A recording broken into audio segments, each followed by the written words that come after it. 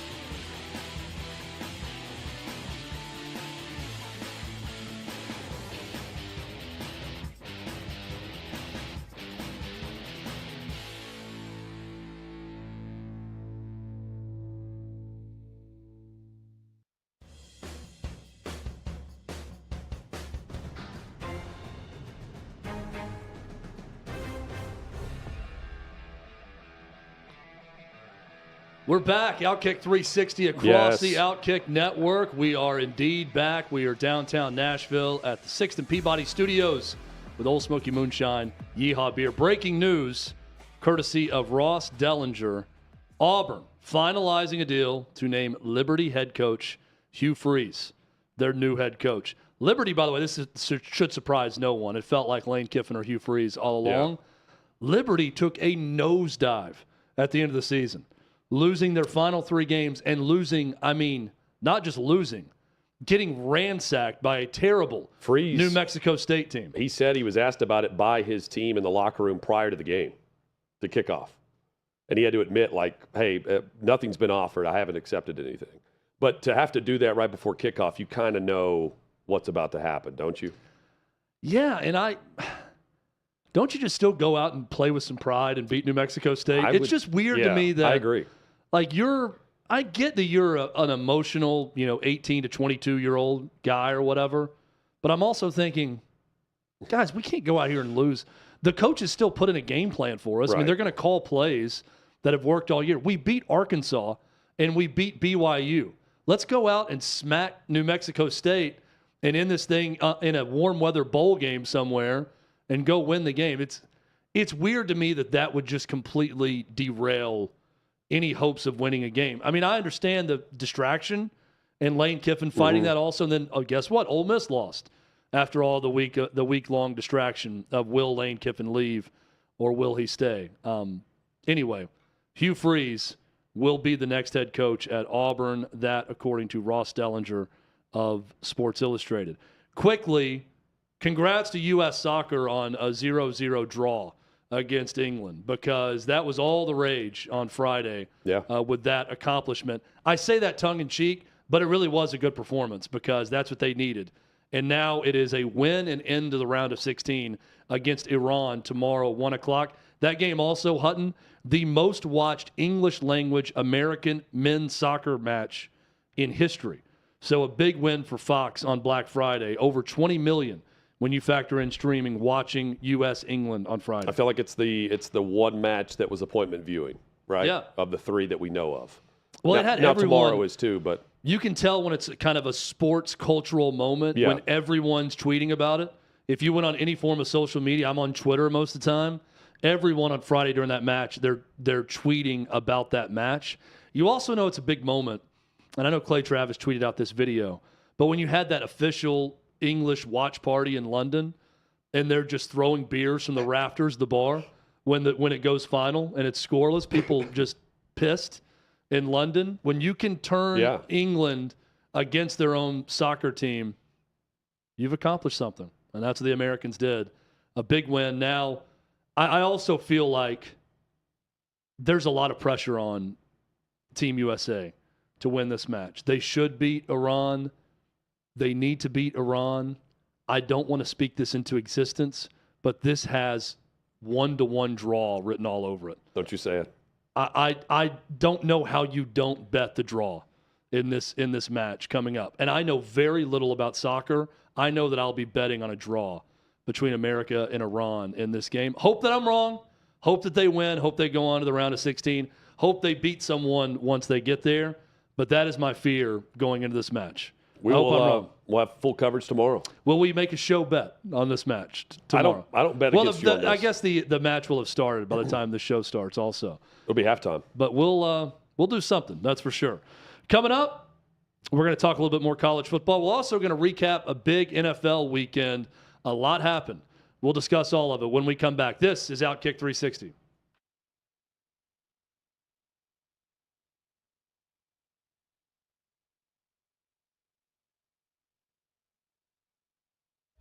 What are your top 5 football coaches of all time, NFL or college? Top 5 football coaches of all time.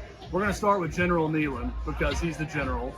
I've read a lot about Paul Bear Bryant, not an Alabama guy, but huge respect for him. I'm going Bear Bryant 2. Vince Lombardi, I love the HBO documentary on him. I'm going to go Vince, number 3. Begrudgingly, Bill Belichick's pretty damn great. So I'm going to go him, number 4. And number 5, Derek Dooley, because he's the greatest quote of all time, and I'm really begging for him to get another job. You tweeted about Nicolas Cage recently. What's your favorite thing about him? My favorite, first off, The Unbearable Weight of Massive Talent is a must-watch. Terrific film. Watched over the weekend. My favorite thing, though, is that people say I look like Nicolas Cage. They've said that since high school. It may be the hairline. It may be nose up. I don't care. I look like a damn movie star, so that's all that matters to me. If you had a superpower, what would it be? My superpower would be the ability to read a room. I can tell when I'm losing the room quickly. I can tell when people are into what I'm saying. I can tell if someone's annoyed. I can tell if someone's sad. I'm very good at reading people, and I can tell that I'm losing the room right now, so this is over.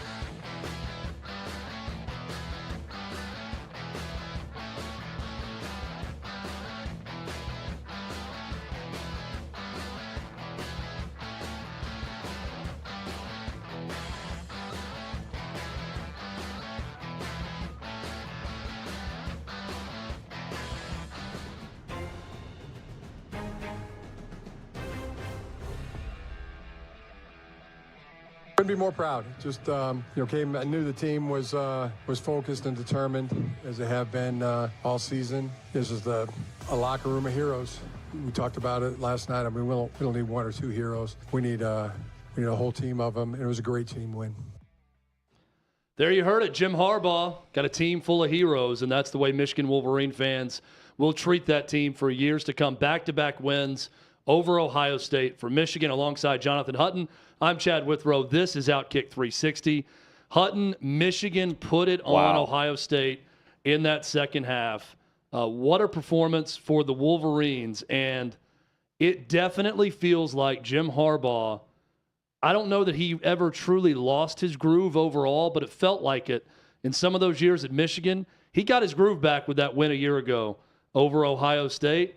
And I watched that Michigan team play against Ohio State, and I think this might be the one team that can give Georgia a game. Yeah, I mean, how does Michigan do that again? It's a nearly identical type of performance at the line of scrimmage. Fantastic job in the second half compared to what we saw in the first half, where Ohio State led by 3, 20-17. And the biggest question I had, Chad, was can they find a downfield passing attack? They did. They exploited the Jim Knowles defense throughout the entire game.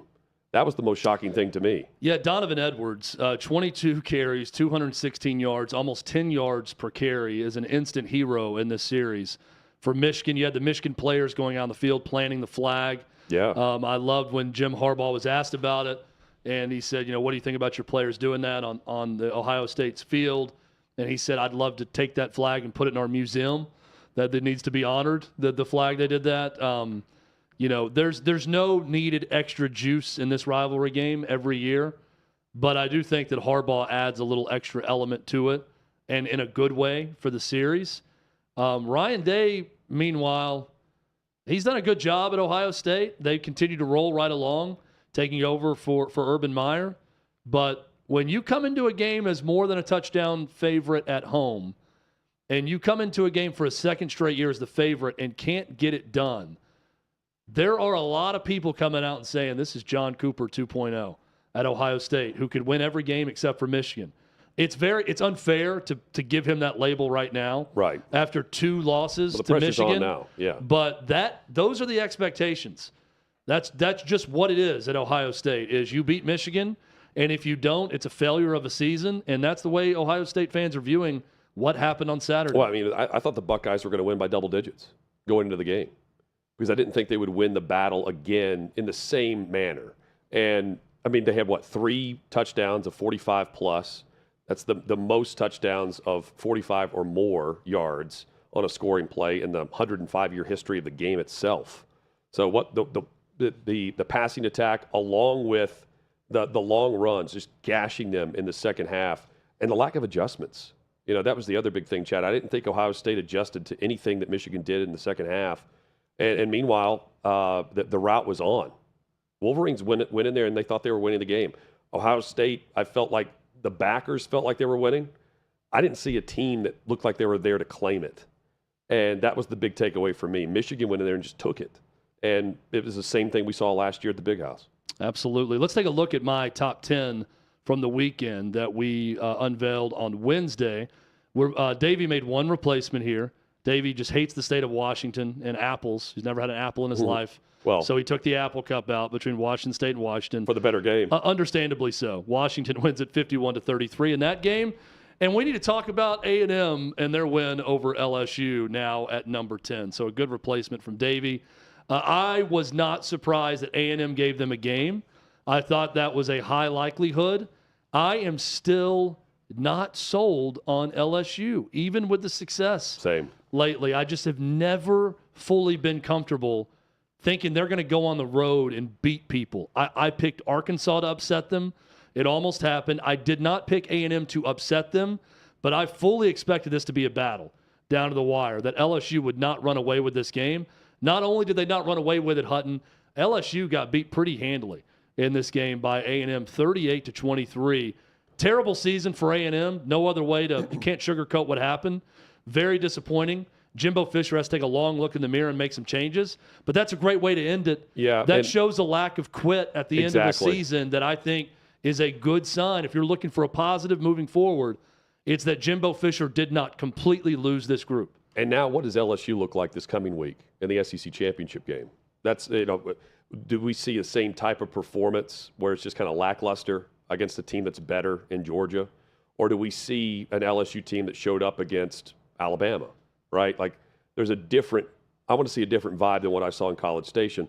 I was shocked by that. I think they bounce back. I think this is such a season where the teams that are really talented, I do think LSU's got a lot of talent. They've been in the playoffs. There's been quick bounce back moments throughout, and they were close to it. I think they bounce back and play well Saturday.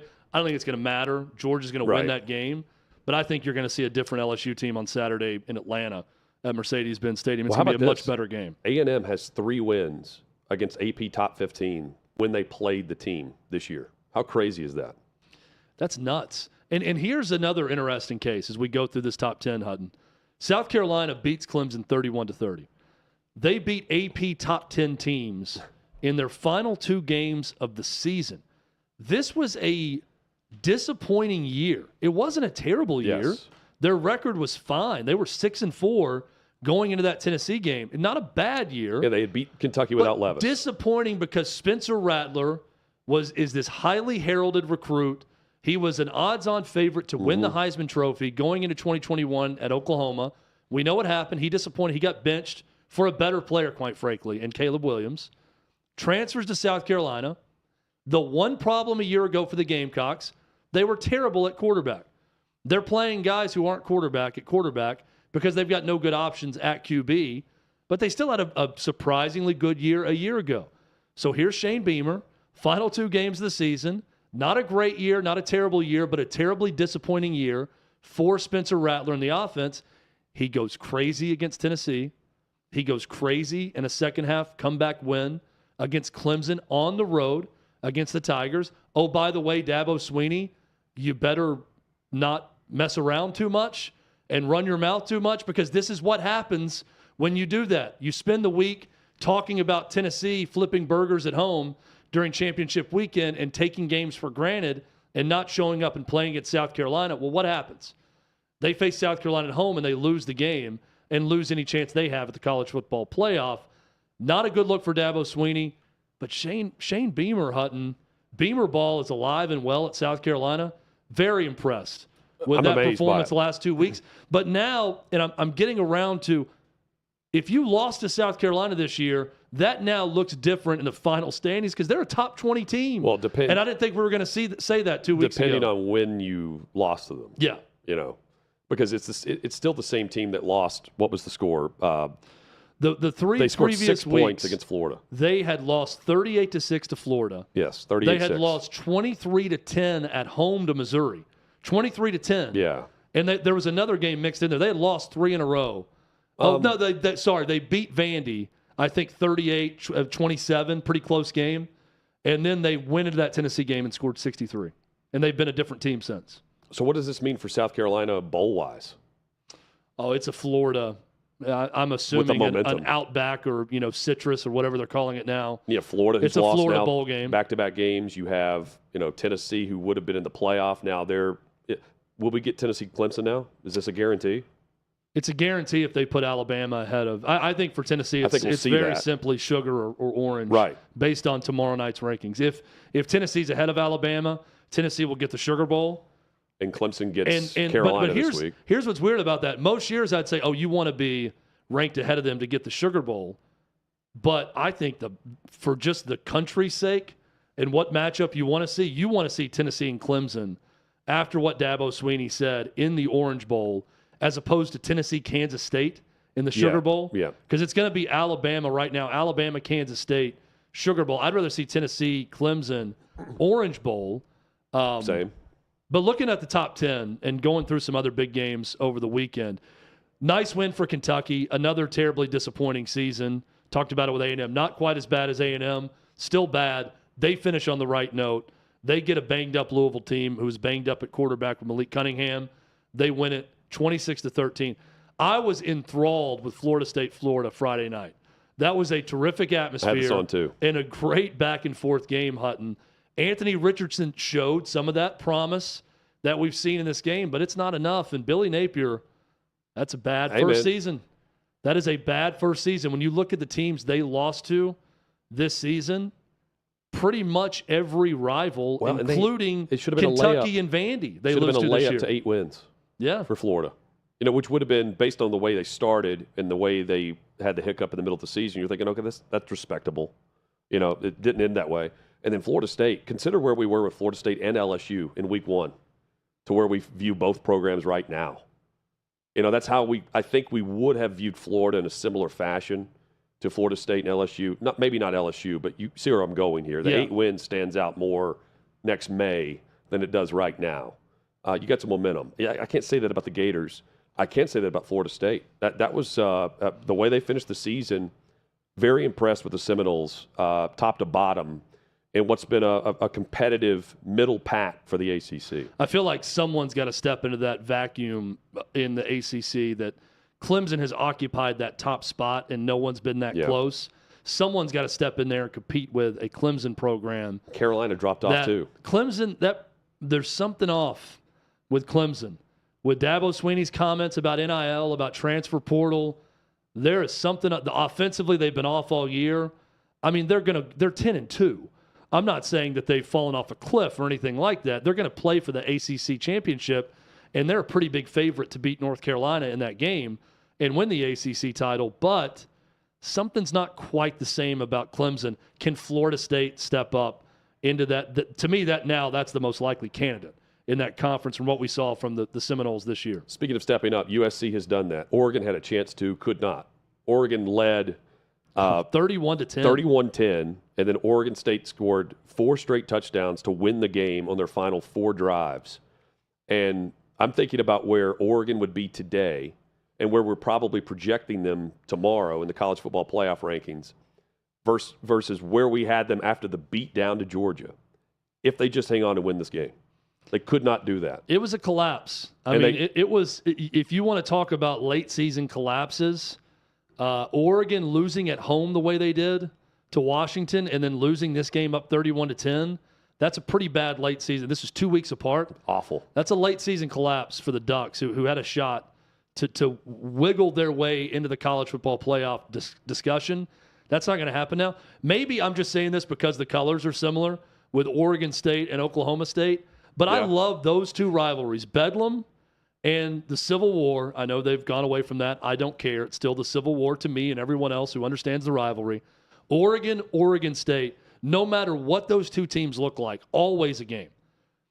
It feels like it's always – Oregon State's won the last 2 games in Corvallis. Won 2 years ago also. They come from behind and win this game. This is a 9-3, by the way, Oregon State team. I think they finished the season with the same record as Oregon. Oregon State led by 4 with 8 minutes to play and never looked back. And then you had, 13 minutes to play. The score was 34-17. I know you mentioned 31-10. 34-17 with 13 minutes to play in the game, and they lost that game with all the turmoil across college football that day. To be up like that and then to give that up, they would be right in the mix for a championship. I'm talking like college football playoff berth for this. After the way they started to the way they finished, what a turnaround it would have been, and instead they finished the way they started in many ways because they didn't show up. Yeah, and again, both teams finished 9-3 with Oregon State. Mississippi State wins the Egg Bowl 24-22, another wild game Thursday night, some controversy. Yeah. Ole Miss fans decide to pelt the field, delaying the game for a little bit. It's incredible irony after the uproar a year ago in Knoxville when Tennessee fans did the same thing. The play that was disputed, though, Hutton, it was a very weird explanation in that initially they said it was an inadvertent whistle. And then they go back upon review and just completely ignore that it was an inadvertent whistle. Yeah. They got the play right. It was a backwards pass. It was clearly recovered by Mississippi State. There was no whistle. But if you're going to initially rule the play is dead because of an inadvertent whistle, I don't know. It's like they did all the wrong things and circumvented the rules to get to the right outcome. And I don't love that. That's not a good look for the SEC when that happens. So I can understand some confusion in the stands with Ole Miss fans, and it leads to some intoxicated people throwing some things on the field. Never okay to do that. but these things happen. You had an Ole Miss fan throw a chair at a Mississippi State player who was going to the end zone and mocking them, and they chucked a chair at him. So, hey, this is college football rivalries at its best, right? You get a little international soccer flavor to your rivalry matchups, then you know it's been a good night. But wouldn't you agree that it was the right outcome on the play? Yes. I don't think that Ole Miss was hosed by a bad call. I felt like it was the right call, and they did everything wrong to get to the right call. And I see the good and the bad in both teams in this game. You know, Mississippi State should be a lot better than what they were this season. They didn't play well against the best teams on their schedule. Meanwhile, Ole Miss didn't play very many good teams, period. So I don't know, I don't know how good Ole Miss is, and I still don't really know how good Mississippi State is based on how they play up and down to their competition. So it was a good game. I'm still underwhelmed by both programs this year. Yeah, and I keep going back to Lane Kiffin's decision to stay. And I totally understand. I would have understood either decision, to go to Auburn or to stay at Ole Miss. But I do watch this season, and I think if this is going to be their route, that they're just going to go raid the transfer portal every year. And they're going to hope they have a Quinshon Judkins at running back that hits as a freshman in recruiting, and then hope that you catch the right year in that division. Well, and then keep those guys. I think keep the guys that you hit with. That's just a very difficult proposition for a program in Ole Miss that has never been to Atlanta, that's never won that division. And I'm looking at Auburn, and I'm thinking, even with all the turmoil, all the silliness, all the boosters with their hands everywhere in that program, everyone who goes there, other than Brian Harsin, who had a very short stay, seemingly has success. But and goes undefeated or finds themselves playing for a national title. Chad, you're right, because if you're trying to make the reason for getting to Atlanta, this was the year to do it. Because Arkansas was put on a tee for you this year, quite frankly. You didn't show up to that. And so was Bama. If you really think about it, the way that game matched up for them this year, Ole Miss should be in Atlanta.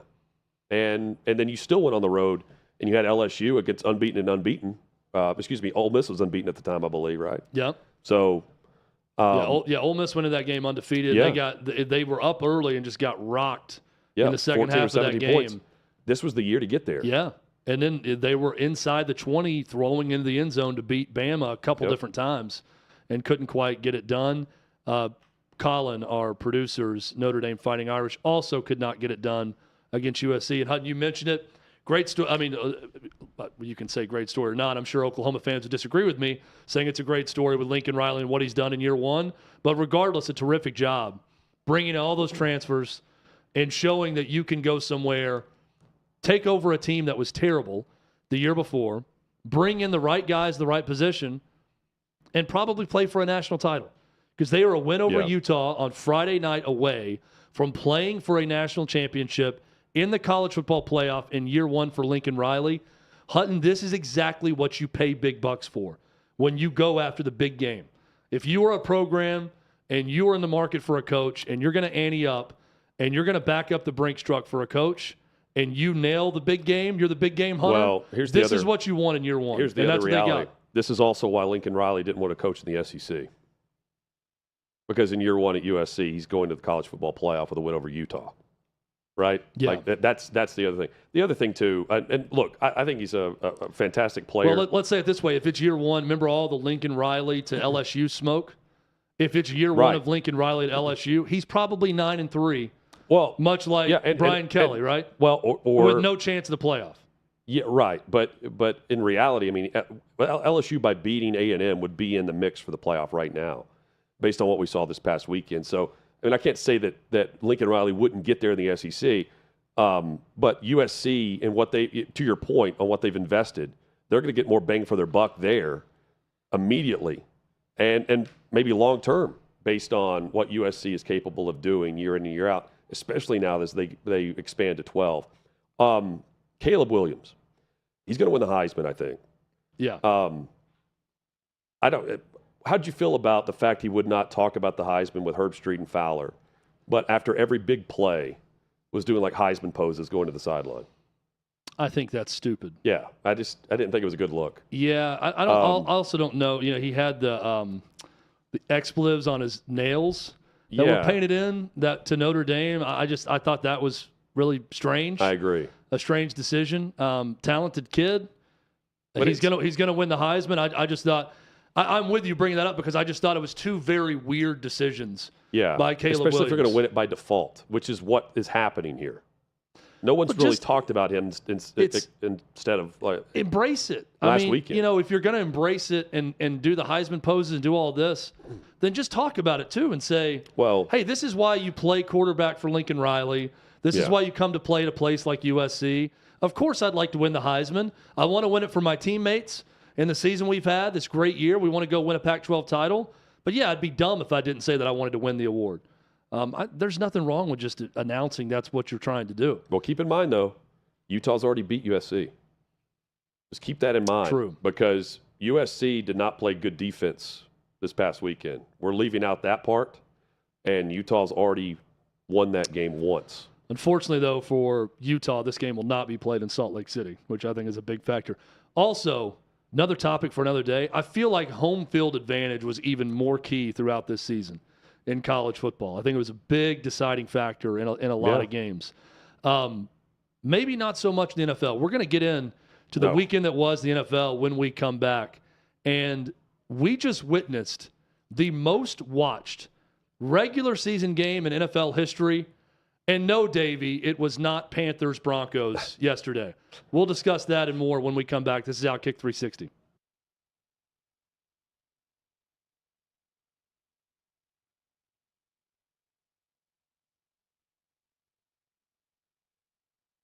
College football's in trouble. There's a lot of people trying to keep it from happening. I think it's a general consensus across the college football landscape. We want to play football.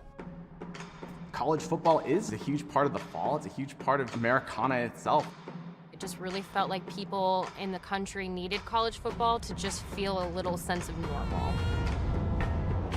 Big news from the Big Ten as the conference releasing its 10-game football schedule. We go home thinking that we're going to be practicing the next day. Everybody gets a text, stay home, everything's canceled. Big Ten fall football season has been canceled. We just believe collectively there's too much uncertainty. I guess what I'm trying to understand, though, Kevin, is that was the same position you had 6 days ago. The Big Ten is an unmitigated disaster. There was a ton of confusion.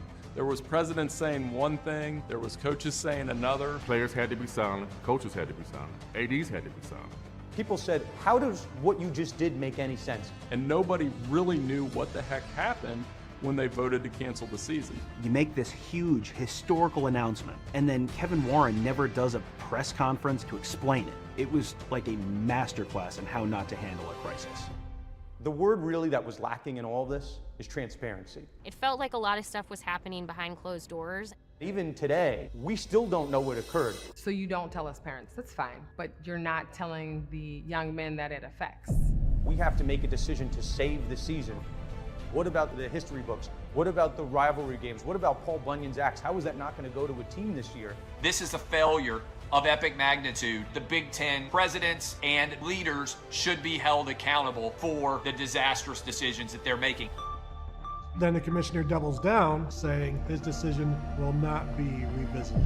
And that's the point. It felt like a war was declared on the Big Ten and Kevin Warren. Everything turned political. Because if this is medical, then you would have stopped the game of football a long time ago.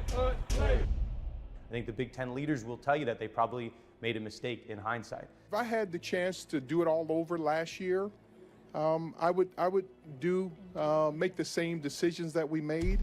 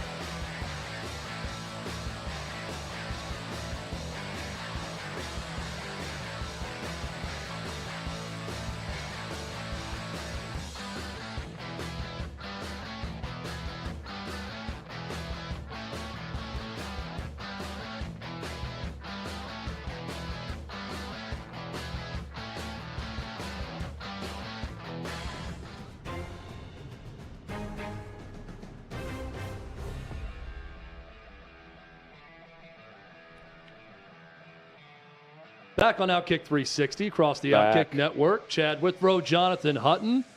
Having a good time today. Recapping a long weekend. I'm having a good time. Okay. This is complete hell for me. I know. Hutton. Total hell. I mean, Hutton without his voice is like Superman without the cape, is like Achilles without the tendon. King Solomon without the hair. Yes. Samson also without the hair. Oh, was it Samson? It's Samson with the hair, I believe, yes. If my Sorry. if my Bible history is correct, it's Samson.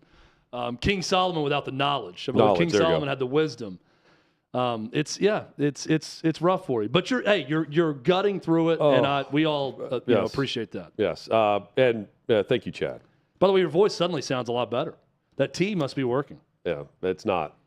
Nothing worked over the weekend. It was the longest Thanksgiving break ever. You know, we worked with someone at one point that worked in radio that had voice issues, and they would have to wear a sign that says, like, sorry, I'm on voice rest. Yeah. And every time I think back to that, Hutton, I think, this is a great Curb Your Enthusiasm episode. This is something Larry David could pull off, where he would try to wear a sign that says he's on voice rest and can't talk to you, just wear it around town to not have to interact with people. Because if you did not want to interact with someone, it's a really good way to do it by saying medically I'm not allowed to talk. It's like bed rest, but you just don't speak to anyone. And you put that sign around. Will you be buying a sign to put around your neck? I to hope do not. that? I hope I get an injection tomorrow morning. I don't need a sign. I need drugs. So hopefully I get drugs tomorrow, Chad, and I'm back to normal. I need a good injection guy. I feel like you've Yes. got a great injection guy. Oh, yeah. Mickey Mantle had a great injection guy. I It do, eventually it robbed him mine of a never couple worked. seats because he got infected. The injection Yeah. did, but I don't have enough injection people. I need something like that. There was no injection needed of viewership for the most watched well done. NFL game in regular season history. Thank you. Giants Cowboys Thanksgiving Day. Over 40 million people 42. tuned in for this game, Hutton, on Fox. What a day. It passed 1990 Monday Night Football Giants 49ers was the previous record, and this game beat it. So this has been close in the past, right? 42 million is the most regular season ever. And it's more than just Thanksgiving Day because the Cowboys, they're always in this top 10 list of most viewed games. What made it different is the Giants coming in with their 7 wins, the divisional matchup, the magnitude of it, and the markets. And then the fan base of both teams, obviously. Keep in mind, though, I thought Thanksgiving Day, the games top to bottom were really good. 31 million was the average for the CBS game early in the day with the Bills and Lions, and that peaked at 41. So the average and the most watched was 42 on Fox, but the game prior to that on CBS hit 31 million with Buffalo and Detroit as the 2 markets. That's massive. It's crazy. I was at my parents' house yesterday and brought this up about this is the most watched NFL regular season game in history. Really good game. And my mom thought she was really smart and came back and said, well, yeah, that's because it's on Thanksgiving and everyone's home and they're around their TVs. And I had to tell my mom, I said, well, Mom, the Cowboys play every year on Thanksgiving. So this is still the most watched ever. And there was just a moment of silence. And she's like, yeah, you're right. I guess that. Yeah. No, I'll never get a you're right from my mom. But it was just kind of she's kind of moved on to the next topic. Like, yeah, I guess that does make sense after she heard it said back to her. We're going to talk about playoff picture. We're going to talk about some contenders that won big games. But Hutton, there were 3 bad teams that won games over good teams. Let's start with Jacksonville. Yeah. That was the first time, I think, since 2000. The Jags were 0-162. A full Major League Baseball season. 0-162 when trailing by 7 or more points the final 2 minutes until yesterday against the Ravens. Well, and here's the Ravens blowing another big lead. They became the 4th team in NFL history to hold a 2-score lead in each of their first 11 games. And, you know, they have a 2-score lead and they're 7-4. You know, Lamar Jackson, well, we'll get to him in a moment, but he's not the one culprit here of why they're losing games late, but they're not making the big plays late, the game-changing plays that just secure a win when you have it in your grip. Meanwhile, Trevor Lawrence actually looked like a franchise quarterback in the closing minutes yesterday. We have not seen that from him either with the 2-minute drive. Jacksonville's probably better than what their record indicates, I think the Ravens are probably who they are at 7-4, even though I think they're going to win their division because their schedule is not nearly what it is compared to Cincinnati down the stretch. This is a team that is very capable of losing games no matter how much they're up, even to bad teams. And that was the big takeaway yesterday, Chad. That was a game you go down and win. Yeah. It was a weird one where it was delayed by 20 minutes because of lightning and whatever. They just it wasn't that they didn't come out of the gates fast. They just didn't close. And that's the storyline of their season. And speaking of games you should win at home when you're Seattle. Yes. Having the season you're having and not give up a career day, 229 yards to Josh Jacobs of the Raiders. That was a fantastic game. Great finish. The Raiders tie it late. They win on the long touchdown run by Josh Jacobs. That's a bad loss for Seattle, who's having a great season, to lose that game against this Raiders team that looked like they were close to closing up shop this season, and to lose at home, not good. Well, and to be gashed the way they were in overtime on that 86-yard touchdown run. Derek Carr, 9-2 in overtime as the starting quarterback. There's a lot of guys, ripping his overall record. He is money in that closing quarter, that extra quarter.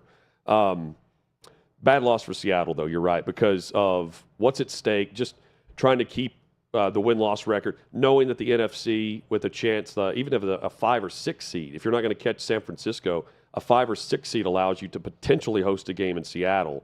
And I think they're destined for that 7 spot right now, the Seahawks. Meanwhile, the Raiders, Josh Jacobs, they're not investing in the running back position long term. That's why they didn't pick up the 5th-year option. It's a huge mistake not to do that, though. And what a way to cash in for Josh Jacobs in a prove-it year. He has been excellent, and he cashed in a big way yesterday. He's going to make some coin this offseason because the Raiders aren't keeping him. Yeah, nice win for the Raiders. Bad moment for the Seahawks. The bad moments keep on coming for the Broncos. 23-10, it wasn't that close. Against Sam Darnold and the Panthers. And you've got in this game Mike Purcell, the defensive tackle, screaming at Russell Wilson on the way off the field. And Russell Wilson kind of gave him, okay, man, yeah, I've got it. I'll do what I can here. Horrible situation gets worse for Denver. So last place, Carolina.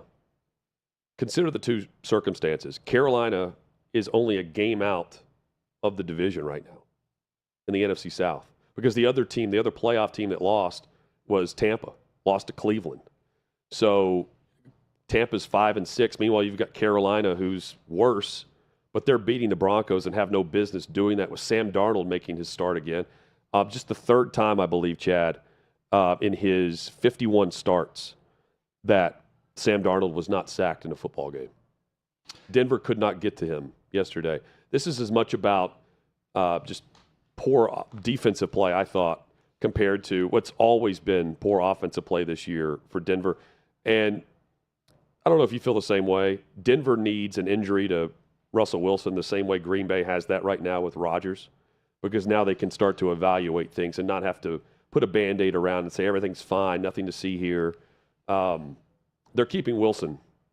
Hackett's He's signed gone through 2028. I know, but Hackett's gone. Yeah. That's my thing. And they've all the talk now is I'm watching Football Night in America last night, and I think Mike Florio's saying the question is whether or not he gets fired in season or right after the season is over. There's no question about him being a one and done.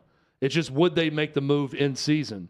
And the thought is no, they're not going to do anything Maybe in not. season.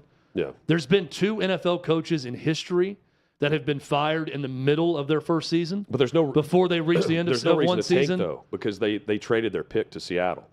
Yeah. So there's no reason to tank if you want to tank for a pick. You can't Unless improve. unless you just want Seattle to have a, yeah, no, you're right. Right now they have the 2nd pick, that Seattle pick. Yes. Is it the 2nd pick right now or is it the 3rd? I believe it is the 2nd overall pick that Seattle inherits from the Broncos in that trade. Yeah, so Houston remains the worst team.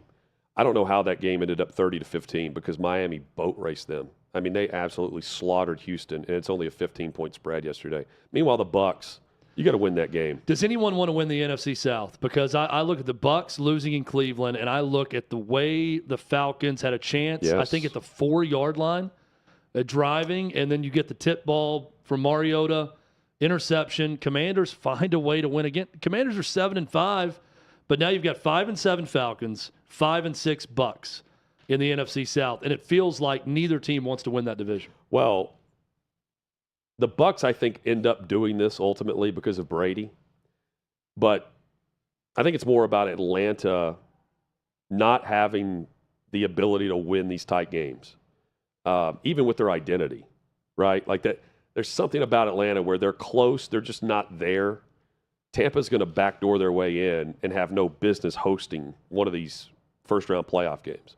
Right now, Tampa would be hosting, Dallas, I think, in the first round, the playoff round, wild card weekend. That's a rout. Dallas is one of the teams I can't wait to see how they finish because they've got a Christmas Eve game coming up against Philly that I think could be ultimately for the division. And meanwhile, Tampa's going to be fighting. I think they come down to the final week of the season. The winner in the NFC South will come down to who wins in Week 18.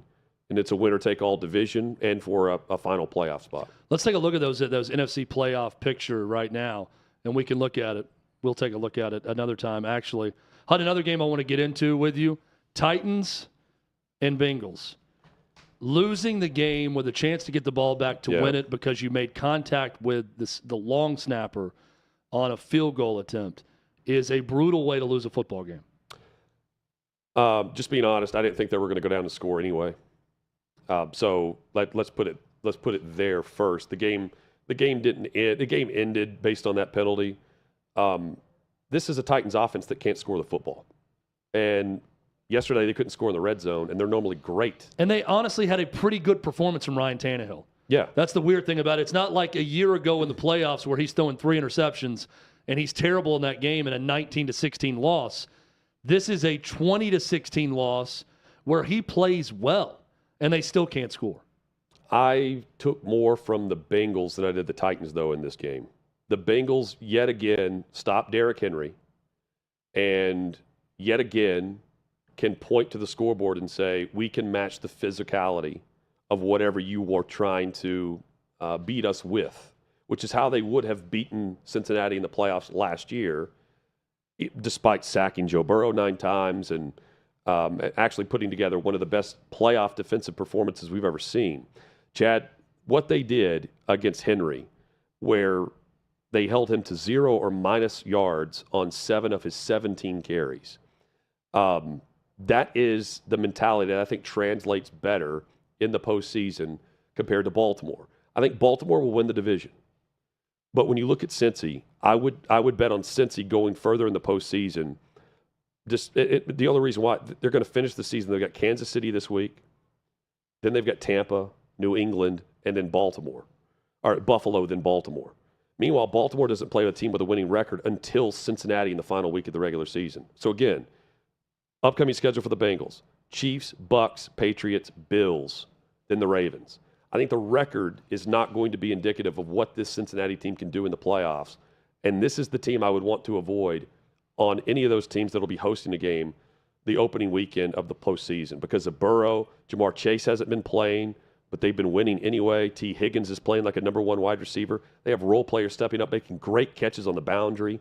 They're making game-winning plays in the tight games in the fourth quarter. The Titans haven't done that against this type of team. And against, when I say this team, against the playoff teams this season: Giants, Chiefs, and now the Bengals. So I placed a money line bet on the Bears to win over the Jets early yesterday morning. Then I see the news that Trevor Siemian has an oblique strain in warm-ups. And that he wasn't playing. And that Nate Peterman, right, who they got called up from the practice squad, was going to play. And I'm thinking, well, that's just a wasted bet at this point. And then Siemian plays. But the story is Mike White, because I'm thinking, all right, I'll take the plus money here with Siemian versus Mike White. Pretty good, bad matchup, right? Both good and bad. 2 quarterbacks that shouldn't do a lot, but a chance to win the game on the road if you're the Bears. Mike White, 22 of 28, 315 yards, 3 touchdowns, no picks, 149.3 passer rating for the former Western Kentucky Hilltopper in this game. Terrific performance. Makes life easy on Robert Saleh, who had to go away from Zach Wilson because he's been terrible. and he was worse in the post-game press conference, saying he had nothing to say to the defense to apologize for in his performance. His daddy had to send him a text to tell him that wasn't the right way to do it. He came back to his credit and said all the right things. Dude is wearing an earpiece on the sideline, not even available to play for the Jets, completely put away. And Mike White in game one for now completely puts away any quarterback controversy. He was terrific. And a driving rain in this game also. That's the other thing. The conditions play a factor in how I view this performance. How did he not start the season? That's the other thing I'm trying to figure out. How did they go with Flacco? Was Mike White hurt in the preseason? I can't remember this. But knowing what he's done. But also keep in mind, Flacco had that come from behind win in Cleveland, where he saved them late in the game. No doubt. But, just going, because the talk was, should they go back to Flacco? Yeah. And they made the right call.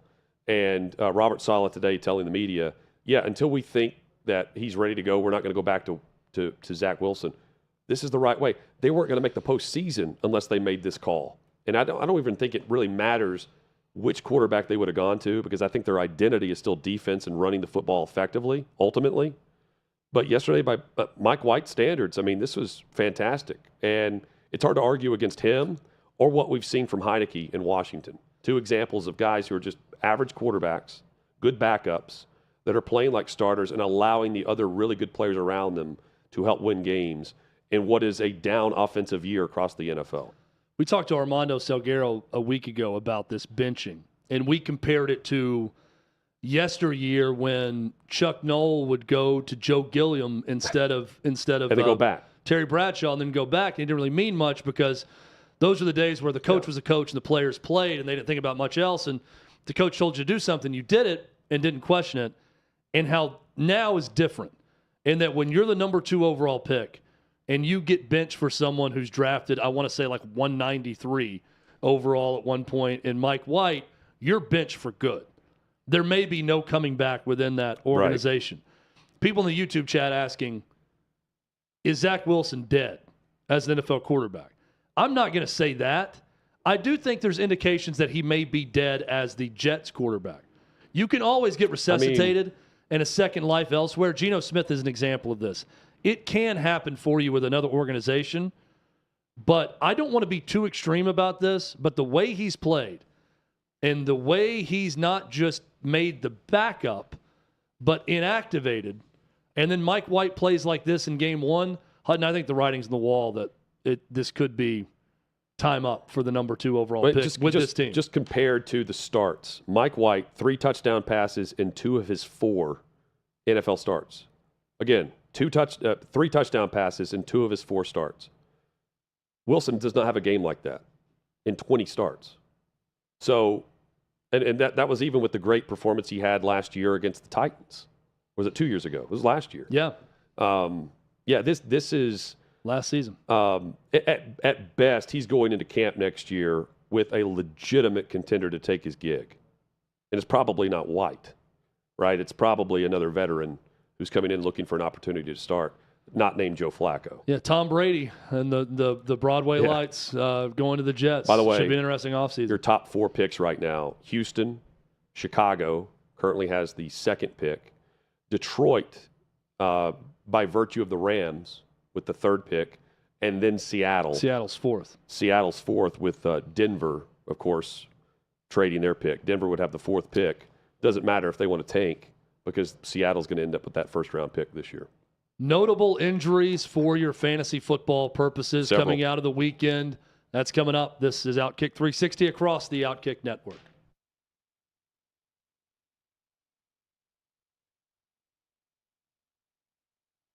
Chris was a funny guy, and not like a clown, like make you laugh funny. He's just a genuinely funny guy. But I got to the team, and they were already deployed. Team 3 was deployed to Fallujah, and I got there and had a lot of time on my hands. So I went to free fall school and sniper school, and next thing you know, the team comes back, and I find out I'm in Chris's platoon. He had made a name for himself in Ramadi as a shooter, and at that point, he was just a white kid from Texas, so they called him Tex. But as a new guy sniper, Chris was really developing his reputation as the man. And if you've ever worked on a team with somebody who knows everything, like Chris was that guy. When it came to sniping, if it came time to do like diving, Chris wasn't there. He didn't like to dive and go underwater and do that whole C component of SEAL. But when it came to sniping, that was his thing. And his ability to teach people, like he would hold you to a very, very high standard. But at the end of the day, like he was there to teach you. And for a SEAL sniper, knowing that we were going to Ramadi at the 11th hour, that was huge, because he could have been that guy that was like, I really don't care. You're a new guy, just pick up brass and shut up. Or it's like, hey, when you're inside a sniper hide, this is how you got to set up so you don't get shot in the face. Thank you. I appreciate that.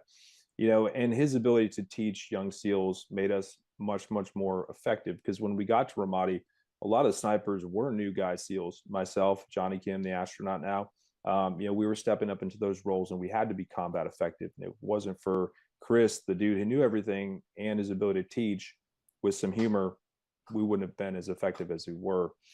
For example, like Chris' story is his humor. And I discuss this in my book. We were out in the desert training. We're doing our land warfare block, and there's a little bit of like team building exercises that go on late in the evening, where if you're a new SEAL hanging out with a bunch of older operators and you don't see any of your new guy buddies around, you're probably in danger. So that exact moment happened. I was out in the desert, and the guys were having a couple cocktails. Look around, none of my fellow new guys were there. And then next thing you know, it's like a tsunami. You get jumped, taped up, and I wake up like a mummy, completely taped up. Like literally all my nose and my mouth were open. I was completely taped up and, strapped on a gurney and taken over in my rack and all that stuff, and left for, I thought, until I blossomed as a butterfly. And about 10 minutes later, I hear this cackling, and you could never not hear Chris's cackling coming a mile down the road. And he came down cackling. I could hear him cackling. He comes in. He's like, "Hey, buddy, you all right?" I'm like, "Yeah." And he's like, "Good. You're going to sit here for a little bit, then we'll cut you out." But that's, I think, the level that Chris would go to, whereas like some guys wouldn't care if you got taped up and left for dead. But Chris was one that definitely, he was kind of a hugger when it came to new guys. But that's what made him a great teacher, and that's what made us quite effective within his platoon. So we obviously, what you just said about him is the guy, the teacher, the mentor. He sounds obviously as a class act individual. From the shooting standpoint, from the sniping standpoint, what made Chris Kyle when it came to getting that job done? Yeah, he was a guy that was there for game time. He obviously put in the work.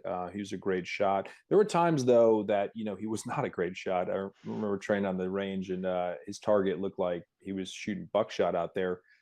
He claimed like the scope rings were loose, but ultimately, like he was the hardest worker. He was the guy who sat behind the scope just tirelessly. His eye never came off the scope. You never saw his head droop, to rest his neck.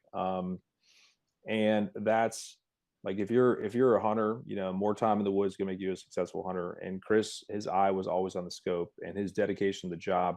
When it came to recce's and finding buildings, he knew where to set up. He knew where the enemy was coming from, and he was very, very good at getting us in the right position to interdict, which ultimately saves lives when it comes to Marines and Army. But he just had an uncanny intuition as to how to hunt properly on the battlefield.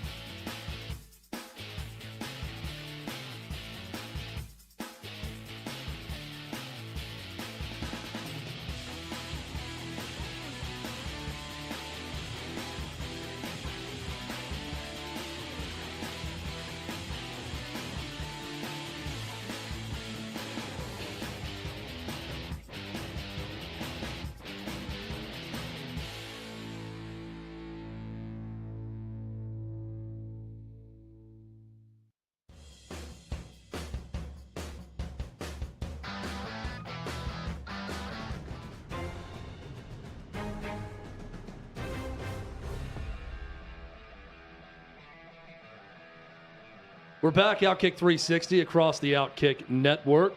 Injuries are a factor every week across the NFL. Hutton, no different this week with some notable injuries for fantasy football purposes. Aaron Rodgers, let's start there. MRI on his ribs today. Still waiting the extent of those results, but left last night's game in what was a massively watched game, by the way. I think over 20 million tuned in for this game between the Eagles and the Packers. Chad, we may see Jordan Love sooner rather than later. Saw him last night. Rodgers is saying that didn't play bad last night. He wants to stay in until the Packers are just completely mathematically eliminated. But if there's further issues with the ribs and the oblique, we could see Jordan Love this coming week. We'll know more later this week. Joe Mixon is back on track to return for the Bengals, as is Jamar Chase. They could get Chase and Mixon back this week for Kansas City. And Allen Robinson, add him to the list of players out for the season for the Rams. So they're out Kupp, Robinson. Stafford's unlikely to play too. So that pick's only going to increase right now the Rams would hold the third pick, and they've traded that away. Chances are we could see them with the number 1 overall pick. Leonard Fournette, hip injury. He has a chance to be back this coming week, according to reports out of Tampa. And Travis Etienne could have returned yesterday for Jacksonville. Did not. Jags end up winning that game anyway, but that affects the fantasy football rosters out there and what is a very good player for the Jags backfield. So college football hires that have been made so far. Kenny Dillingham at Arizona State. Now Hugh Freeze at Auburn. You got the guy from, I'm not going to try to pronounce his name, but the dude from Michigan that was an assistant coach at Charlotte now. Nebraska goes with Matt Rule. Wisconsin goes with Luke Fickell. Available jobs. There are 12 FBS openings as of right now. Those openings, Cincinnati, Colorado, FAU, Georgia Tech, Liberty, South Florida, Stanford, Texas State, Tulsa, UAB, UNLV, Western Michigan. Those are your available jobs. We're going to talk with David Hookstead of OutKick when we come back about jobs that have been filled. Wisconsin, Nebraska, notably. He's got to be pleased. We'll talk some Big Ten football, maybe even a little Yellowstone, because David Hookstead talked with members of the cast and writes a review for OutKick every week on Yellowstone. There is a character on that show that I need to die and to die quickly. I want death. We'll talk death with David Hookstead, among other things. Certainly not a lot of talk of death about the Wisconsin or Nebraska programs right now, given these hires. We'll talk about that and more. Hookstead's thoughts on the afterlife coming up. Yes, we'll get into it all. Philosophy, religion, everything is covered here on OutKick 360 every time we're on air. Hookstead next.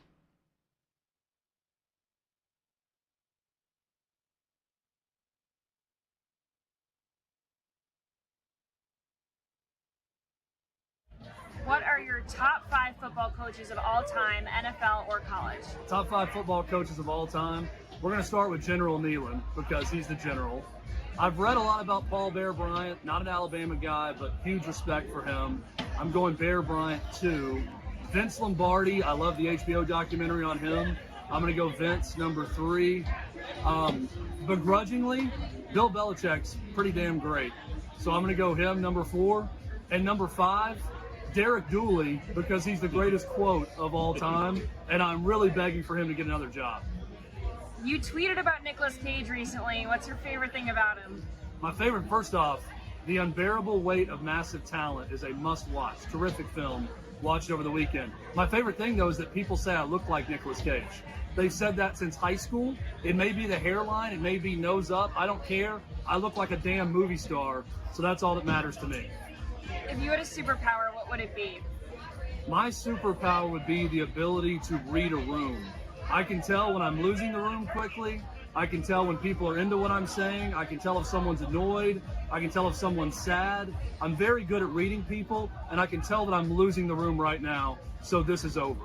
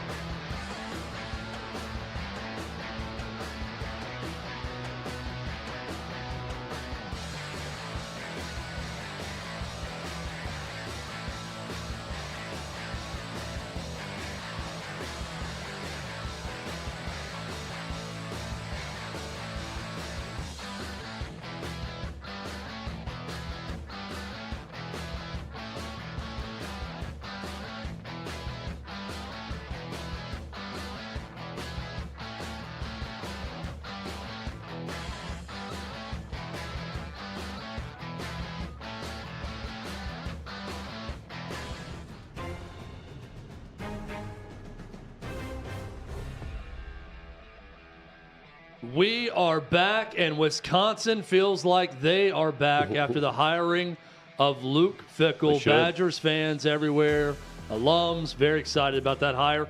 Nebraska fans excited about the hire of Matt Rule as well. We're going to talk some Big Ten football. By the way, I'm Chad Withrow. This is Jonathan Hutton. You're listening to OutKick 360. We're going to talk some Big Ten, though, and recent coaching hires with David Hookstead. He's on with us right now. He is with OutKick. Covers college football, covers a little bit of politics, covers Yellowstone. We'll definitely talk some college football in Yellowstone in this segment. But first, Dave, hope you had a great Thanksgiving weekend. Thanks for hopping on with us. Hey, I'm always happy to be here. I could not be more excited, more elated, any happier. It's just not physically possible. Let's get into it. Let's break it all down. So when did it move from Jim Leonhard is going to be the clear choice to get elevated to head coach to, oh, there's another guy out there by the name of Luke Fickell that may get the job? Well, so everyone's understanding in the local press and kind of the national press was that they were planning on announcing Leonhard Saturday night. That's kind of what had been told earlier in the week. There's a state law that requires the job to be open for 7 days. They posted that the previous Saturday night, so it all lined up perfectly. And then all of a sudden that didn't happen Saturday night, and nobody seemed to really know why. And then it didn't happen early Sunday morning. And again, no one really seemed to know why. And then there was the bombshell report from ESPN that Luke Fickell was on the verge of signing a deal with Wisconsin. I don't frankly know when he came into play. I have no clue. Nobody seems to know that. It's very mysterious. I kind of feel bad for Jim Leonhard, though, because by all reports, he'd been told the job was his. He was expecting to be announced as the head coach this past weekend, and then that didn't happen, which you got to feel bad for a guy in a situation like that. So do you feel like, because we had a guest on our show who had mentioned Luke Fickell to Nebraska a week ago, kind of in passing, that sounded like it was going to happen. Do you get the sense that both schools were talking to Fickell and maybe things picked back up with Rule once Nebraska may have gotten the notion that Fickell was headed elsewhere, and then they went back in heavy with Rule? So I saw a report that I think is probably pretty accurate to what happened, that Fickell looked under the hood at Nebraska, and he looked under the hood at Wisconsin and thought, hey, I can win much quicker at Wisconsin with the resources, with the roster that's already in place. It's not a program that really needs to rebuild. With Matt Rule, you get a proven winner. You get a guy who rebuilt Baylor very, very quickly. I'm guessing what happened, Fickell, he wants to win now. He wants to get to the college football playoff or a Big Ten championship as quickly as he possibly can because, hey, he's probably trying to impress some people in Columbus in case Ryan Day goes to the NFL or something. My best speculation would be he thinks Wisconsin today can win much quicker than Nebraska. Wisconsin, really since Barry Alvarez took over, and I'm preaching to the choir here, I know, David, you know all this, but they've had so much success when they've kind of kept it in family. Does Luke Fickell strike you as a Wisconsin-type coach in terms of keeping some things consistent where they've had success, but maybe also adding a little twist to some things that may be needed for Wisconsin football? Well, I would say that in terms of a mentality, Luke Fickell's a tough dude. He's a former defensive lineman. He's a former standout wrestler. He's a tough dude. He likes to hit you in the jaw, really rock your roll. That plays hand in hand with Wisconsin's identity as a blue-collar football program. Now, where there's going to be a split, and this is going to be hard for some Wisconsin fans to accept. Luke Fickell, if you look at his Cincinnati teams, they recruit way above their weight at skill positions. Quarterback, cornerback, wide receiver, things of those natures. He's not afraid to open it up. Wisconsin, we hate that historically. We're going to run the ball, run the ball, run the ball. Luke Fickell, that's not really what we've seen from him in Cincinnati. That's not what's going to happen in Madison. And there's going to be an adjustment period. And I promise you, some fans won't like it. But big picture, he's tough, blue collar. I like that. Wisconsin fans like that. It's the mentality of the program and the people who live in the state. When you look at Matt Rule to Nebraska, what were your first thoughts? I think it makes a lot of sense given the reclamation projects that Rule has been a part of. Culturally, with what he needs to do for that program, and clearly Nebraska's got a lot of needs right now. What do you think about the match with Matt Rule and the Huskers? Oh, it's excellent. It's the second best coaching hire of the cycle, other than, of course, behind my guy Fickell. And I'll tell you why. Like we just talked about a moment ago, Nebraska has so many problems they have to iron out. And if you look at what Matt Rule inherited when he went to Baylor, you couldn't have put yourself in a worse situation. By year 2, he's above 500. In year 3, I believe he wins 11 games, if I'm remembering correctly. Then he's off to the NFL. At Temple, he had great success, way more than the Owls are used to seeing. So if you're a Nebraska fan, you got to sit back and look at this and say, hey, we aren't even close to where we want to be. We have problems all over the roster. We have problems all over the staff in the program. Matt Rule is a proven guy. He can come in, start from scratch, and win quickly. Year 2, year 3, like we said at Baylor, it is a perfect match. It's a match made in heaven. So I look at NIL and transfer portal, and the last time Matt Rule was coaching in college, they did not exist to this level. Luke Fickell has a track record. He's played under these new rules at Cincinnati. When you look at both schools, David, and I know that Nebraska has an NIL collective set up, I don't really know the situation at Wisconsin. I feel like any job interview for a head college coach right now has to include what's your plan for NIL, how are you going to attack, how are you going to approach the transfer portal, and you're going to have a plan. How do you think both programs are set up in regards to not only having a good plan when it comes to those two things, but being able to execute that plan? I would say Nebraska, in the NIL sense, Nebraska is better set up than Wisconsin. That's just the honest truth. I'm not going to sit here and lie to the viewers. They just simply are. But in terms of an ability to get there, you're talking about two schools that essentially have the exact same resources, right? You're talking about two Big Ten, I'm not going to say powers, but two major significant Big Ten universities. You have huge donor money. You have huge budgets. And they're the focal point of where they are, certainly with Nebraska. There's nothing else going on there. I think with Matt Rule, he knew that wasn't going to be an issue. He knew he had that support going in. I think with Fickell, you had to have a conversation because a big complaint with previous Wisconsin coaches has been, hey, I don't feel like I have the resources I need to compete. You saw that with Gary Anderson, which is why he left. Luke Fickell's not an idiot. He was not going to leave Cincinnati for a job where he didn't have the resources to do what he wanted to do. So, yeah, you definitely have that conversation, and they definitely gave it to him. No question about it. Wisconsin's NIL situation, I wish it was better, but the fact Fickell's here tells me it's getting where it needs to be. From a power balance standpoint across the Big Ten, you're someone who's attached to that Wisconsin program. Do you root for Michigan against Ohio State? And is that a good thing to eliminate some of the dominance of Ohio State over the years when Michigan wins 2 in a row in the series? Or do you watch that game and just think, I hope both teams lose and it doesn't really matter for my program because now they're almost just alternating who's the dominant team in the Big Ten when you look at the power of those two schools? Well, I think it's good for the brand of the Big Ten to have two contenders, if you will, to have two teams that can go to the college football playoff in any given year. It used to be just Ohio State, and the rest of the conference was really playing for second place. Now we've seen Michigan ascend to really being the dominant team 2 years in a row. You definitely want more power players. You definitely want more heavy hitters, more pipe hitters, as we like to say, guys that are coming through the door to mess you up. But in that sense, it'd be foolish of me as a Wisconsin fan to really say, hey, what does that do for us? We got to get there ourselves first. Until Wisconsin can go on the road and beat an Ohio State or go on the road and consistently beat a Michigan, what those two schools are doing isn't relevant for us until we ourselves can compete. How much does USC and UCLA help the conference moving forward? Not just from the Wisconsin or Nebraska perspective, but overall, how do you think it changes the Big Ten? Well, I will tell you the immediate changes we just saw, right? You just saw Nebraska hand out $9 million a year to Matt Rule. Why do we have all that money? Because the new TV deal is coming in place. And in large part, it's worth more than $1 billion annually because now you have the West Coast market. Wisconsin, a school that doesn't spend a lot of money, giving reportedly a base salary of $6 million. Why? We now have more money than we know what to do with. So financially, a rising tide boosts all ships. Everyone's going to be richer, which helps us with coaches, resources, facilities. From a competition standpoint, USC is back, I think it's fair to say, to the best they've been in a very long time. So now you have another team in the conference that can compete for a national title potentially. That gives you 3 of them, Ohio State, Michigan, and USC. You get UCLA, who's good, not great, but gives you another good team.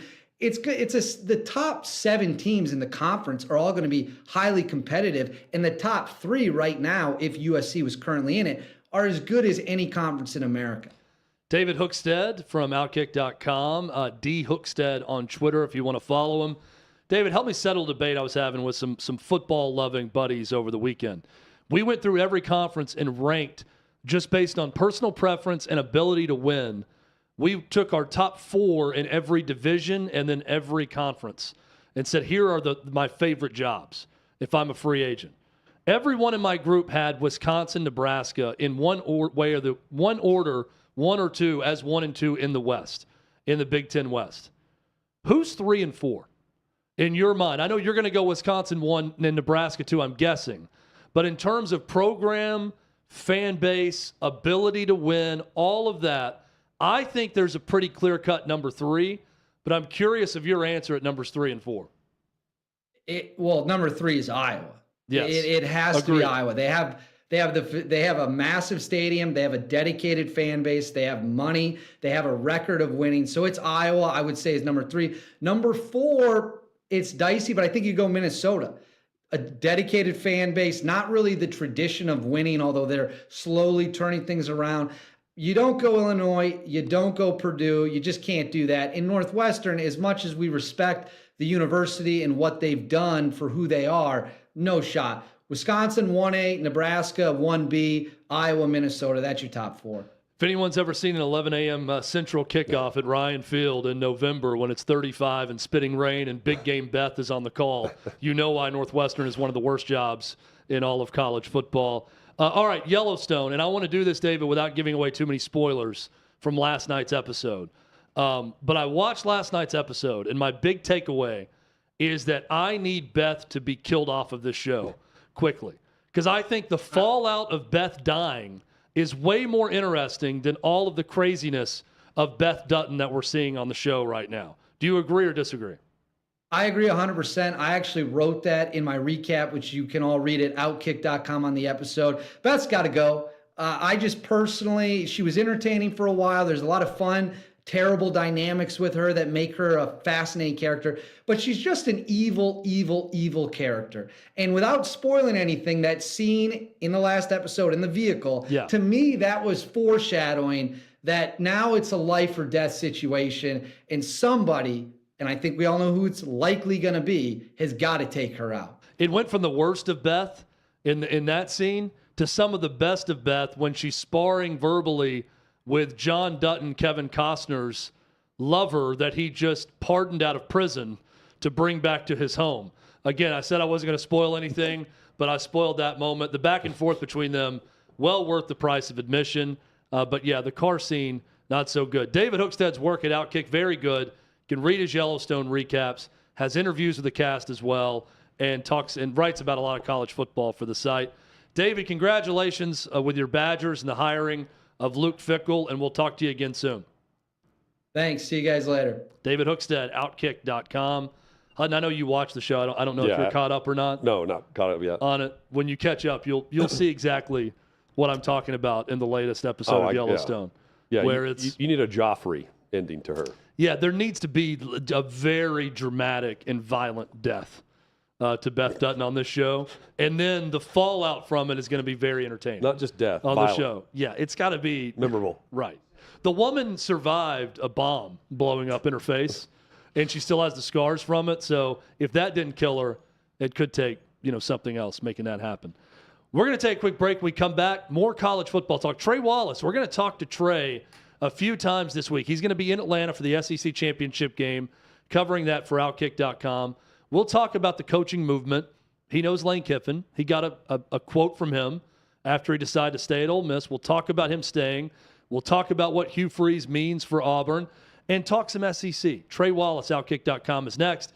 This is OutKick 360 across the OutKick network. College football's in trouble. There's a lot of people trying to keep it from happening. I think it's a general consensus across the college football landscape. We want to play football. College football is a huge part of the fall. It's a huge part of Americana itself.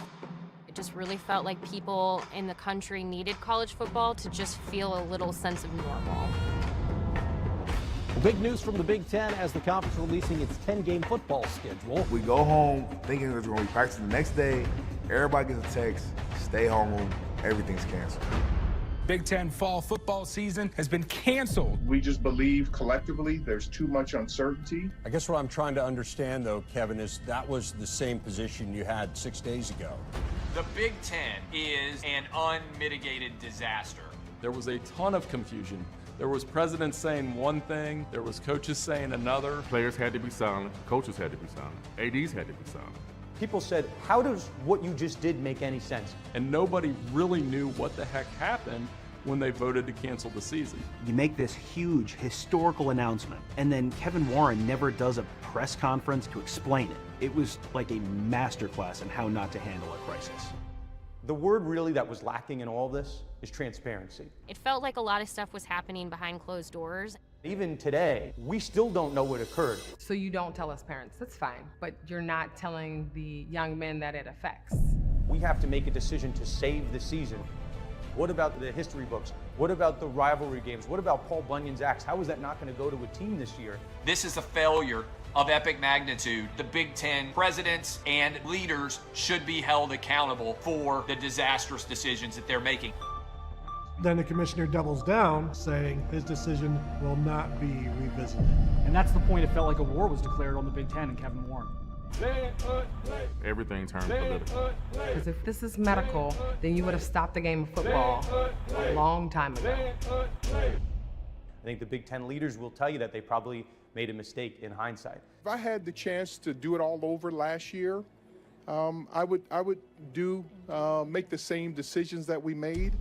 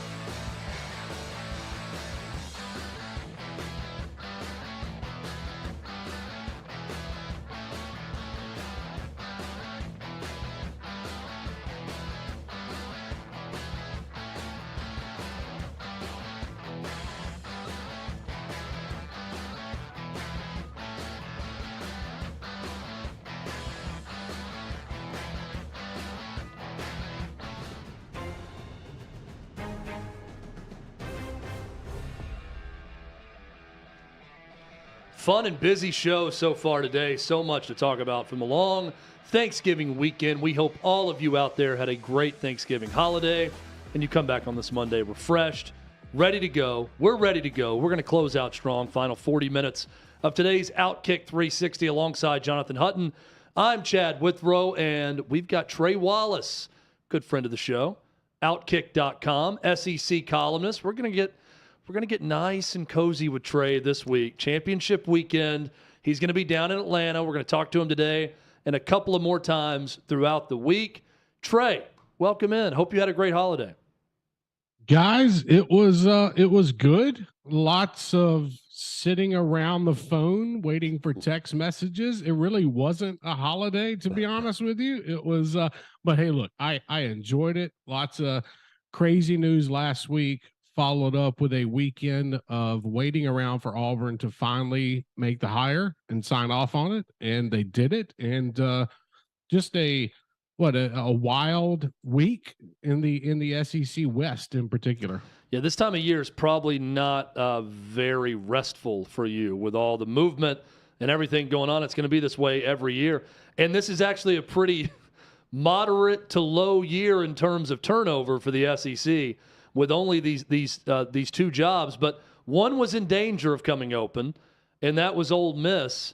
I almost feel like, Trey, that John Sokoloff, or however you pronounce his name, that report almost kept Lane Kiffin at Ole Miss. That Lane Kiffin, being the constant contrarian, almost felt like that pushed him back to Ole Miss because that report got out so early.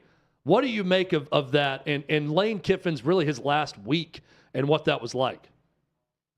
You know, I thought that when it came down to it, I thought Lane would end up taking the Auburn job. I thought the contract was too nice for him. But then, you know, I started to have some conversations with him and other people around Ole Miss and even around Auburn. And, you know, the spiteful thing, like I get that with Lane. Like I could see that happening. You know, that report came out. He was furious. And I've told people this, you know, behind the scenes, and I'll share it now since it's all over with. You know, a part of me thinks that it came from Ole Miss, but in a way of not hurry up and sign an extension. Hey, we're agitated that you're kind of stringing us along a little bit here. You know, let's put this out and let's see where you go from there. Now, the other side of it is John Cohen, the former Mississippi State athletic director, you know, maybe feeds information to John. Who knows? But then, you know, hoping to expedite something with Lane Kiffin. And here's the thing. Lane was not making any type of move. He wasn't going to sign anything. He wasn't going to agree to be the Auburn coach, any of that, until after the Egg Bowl was over, period. And I think when you look back on it, I think that there was a really good chance that he was going to be at Auburn. But I give his family a lot of credit. I give him a lot of credit for saying, hey, look, like, this is just not the right time. I got a daughter, and you guys would know this. Yeah, he had a daughter a senior in high school, already has her dorm room picked out at Oxford, has a roommate picked out for next year. You know, didn't want to pick up and leave the family, and he's got a son that's in middle school out in California that he's hoping, you know, can move to Oxford, you know, after the spring semester. So, you know, Ole Miss did a really good job of the money wise. And you guys talked about it earlier, and I was listening. The way that they framed his contract was perfect. You get around the stupid 4-year deal in the state of Mississippi, and you backhand it by saying, okay, well, this is how we'll give you extra years on your contract. So I thought it was smart. And I thought Lane was very, very agitated that night. And that's why you saw him go off on Twitter. I'm sure that he would like that back maybe, but that's Lane Kiffin, and speaking with him, you know, on Saturday, that's exactly what I came away from. And lost in all this, Trey, is the game on Thursday night in a lot of ways that Ole Miss loses to Mississippi State. Huge win for Mike Leach and his program on the road in Oxford in that game. You got Lane's son with the fire extinguisher after one of the touchdowns in the air, which was really cool to see. You've got a moment where fans are chucking things on the field, and really no one across the country reacts to it the way they did the year before with Tennessee and Ole Miss. It was a wild game, and Ole Miss, even though Lane Kiffin tried to overcome the distractions throughout the week and reassure his team that he was with them and he was going to come back, didn't matter. Mississippi State won the game. Isn't it interesting that Lane Kiffin came out multiple times and said, "I'm not leaving Ole Miss. Like I'm just not. Like I'm not talking to anybody else. I haven't accepted any other job. I haven't talked to anybody." He was telling the truth. I mean, Jimmy Sexton is the one that's talking to these schools and trying to lay out contracts. I mean, the whole time, credit to him, Lane was telling the truth. And I look at that game, and I think it got away from Ole Miss there in the second half. I thought Will Rogers was fantastic. But like everything that went into that, the beer cans on the field, his son on the sideline going crazy, Lane smiling when he walks by and sees it, and Mike Leach just coming out of nowhere with this offense and being able to stifle Ole Miss. You would have thought that night, okay, well, this is going to get interesting. Let's see what happens here. And the whole time, Lane has been satisfied with where he's at in Oxford. And credit to Mississippi State for getting the big win to end the season for Mike Leach. That was fun. It was a fun way to start the craziness that was Friday night, which turned into Saturday in college football. So I love Auburn's ability to just give zero you-know-whats about anything. Don't care. This is a program that has a checkered past when it comes to a lot of different things, right? And I don't care. I'm not here to judge. It's about winning in this conference. I understand all of that. But they tried to perform an absolute coup against a coach they didn't like a year ago and dig up maybe he had an affair with a staffer, maybe he didn't, in order to fire him with cause. And then a year later, they're hiring Hugh Freeze, who was using university resources to pay for prostitutes at Ole Miss. And they're not going to say a word about it. And they don't care, and they don't apologize to anyone for it, Trey.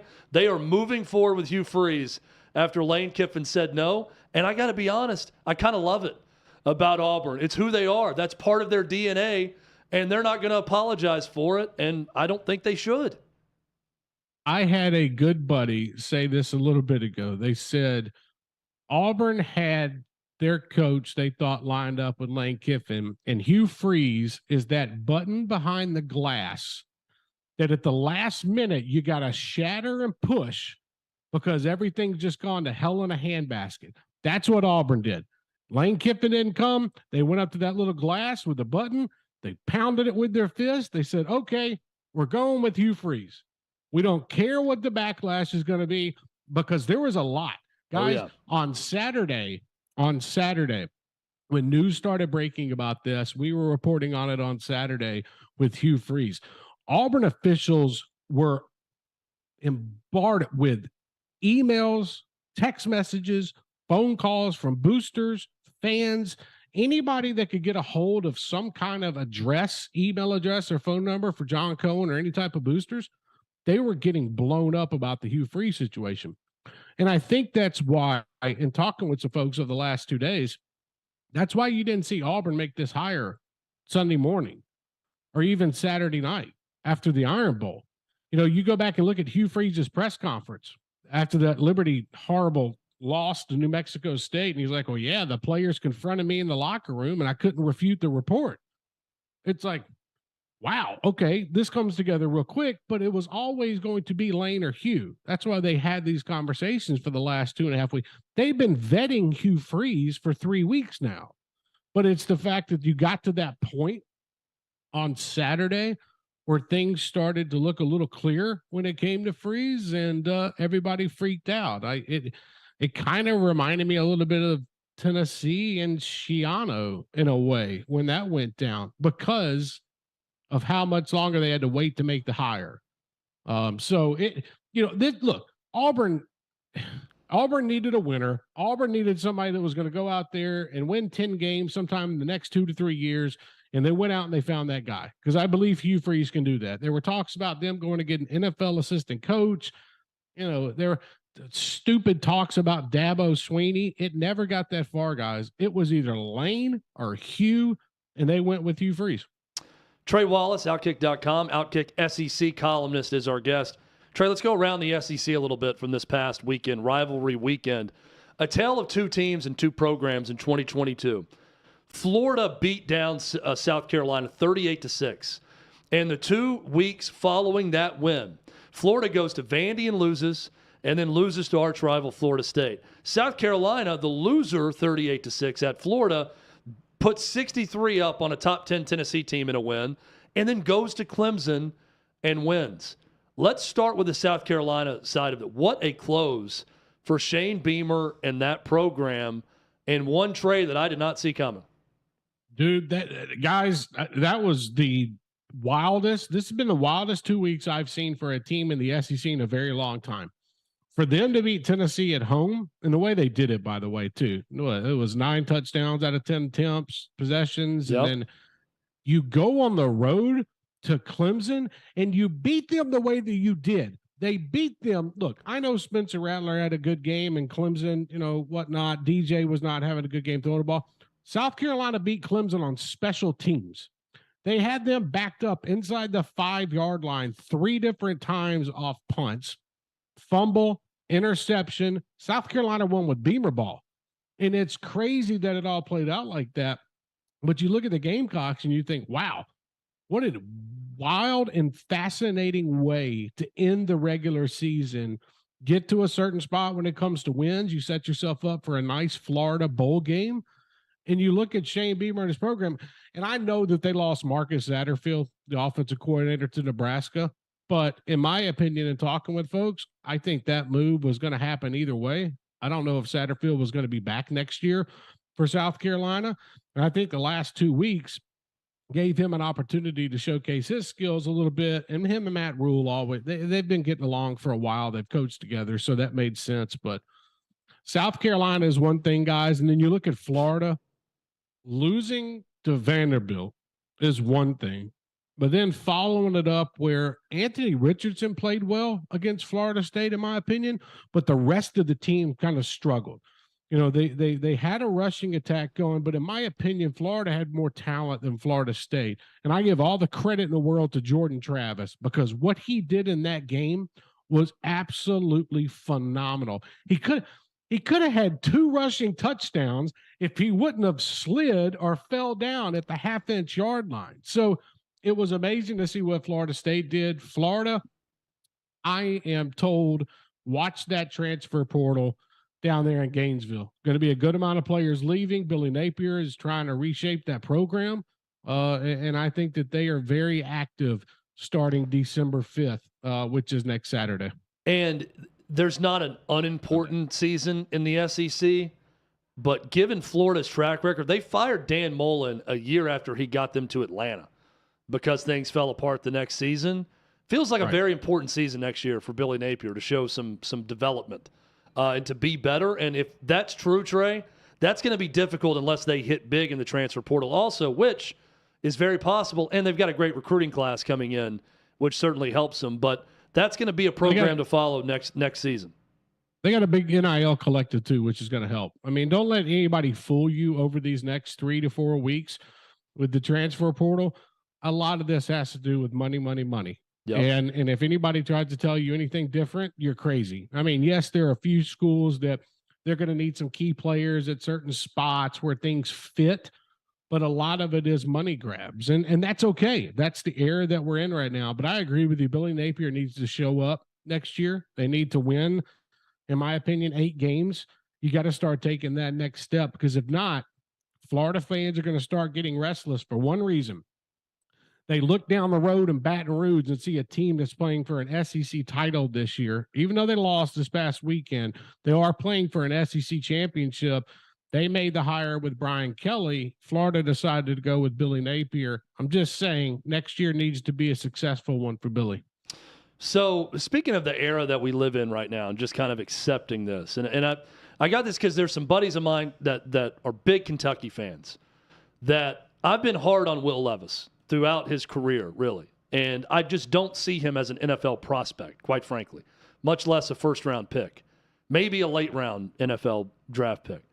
But now that Will Levis is non-committal about finishing out the season in a bowl game and stepping away before that bowl game, a lot of my Kentucky friends have now gotten on my side of the road in regards to Will Levis. Maybe you're right. Maybe this guy isn't a great leader. Maybe this guy is this and that. This is becoming very common. So I don't really have much of a reaction when someone steps away from a bowl game. But, Trey, I'm also of the belief that it is okay if you're a fan to be disappointed in someone you've rooted on for a while that steps away from their team with one game left to play. I'm okay with that disappointment. I acknowledge the business of it. I know what's going on. I know what they're doing. I'm not going to trash someone who does it. But I fully understand fans being upset with that, especially when it's the quarterback of the team that may be stepping away. What do you think about this? Because obviously we're going to see a lot of players who will opt out of these games. It's not just them not wanting to play in a bowl game. Those young men are getting paid to play at Kentucky. So if you're getting paid through NIL to play at Kentucky, you finish your time at Kentucky. And if that means you go to a bowl game and you play a quarter or two, okay, whatever. That's fine. I can deal with that.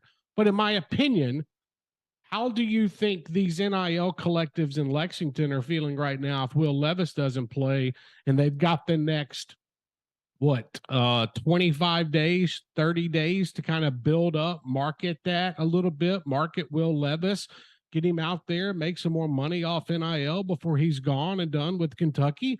Like, it's more than just stepping up and playing for your teammates, too. Like, you have to act as a professional in this situation. And look, I think their argument would come back and say, well, what I am playing for the money. I'm playing for my first-round status, so I don't care about your money anymore. Now I'm moving on. I'm not saying it's right, and there's no honor in that if you've received money from someone to do something and you don't do it. But they're being told that from – NFL people, agents, family members, whoever it may be. I just think here's my biggest problem with it all. I don't have a problem with Will Levis doing this per se, and he's not going to be alone because I know why he's making that decision. I can't stand when people get on their high horse and criticize someone who has a problem with it. And that's what we're going to see over the next couple months too. How dare you as a fan challenge this kid who's doing what's best for him? Well, you know what? I may have spent a lot of money going and watching this team, and I saw a lot of disappointment this year. I put in a lot to it also. I have every right as a fan to be upset about a guy who's not doing what's best for his team. There is still honor, I feel like, for being a stand-up teammate. And I think we're losing some of that. I said it last year. I applauded Matt Corral when everyone said, that's why you don't play in the game when he got hurt. And I'm thinking, I will always be a fan of this kid because when everyone told him not to play, he did, and he did it for his teammates. It may have cost him financially. Doesn't mean that I can't appreciate it even more for that reason. That's what's going to frustrate me. And Matt Corral also went into that game with torn cartilage in his knee, and he still played. I look at Will Levis a little bit different.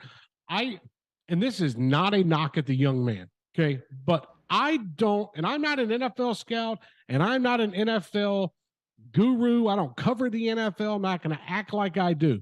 I have no idea how you look at Will Levis and you think he is a top 10 draft pick.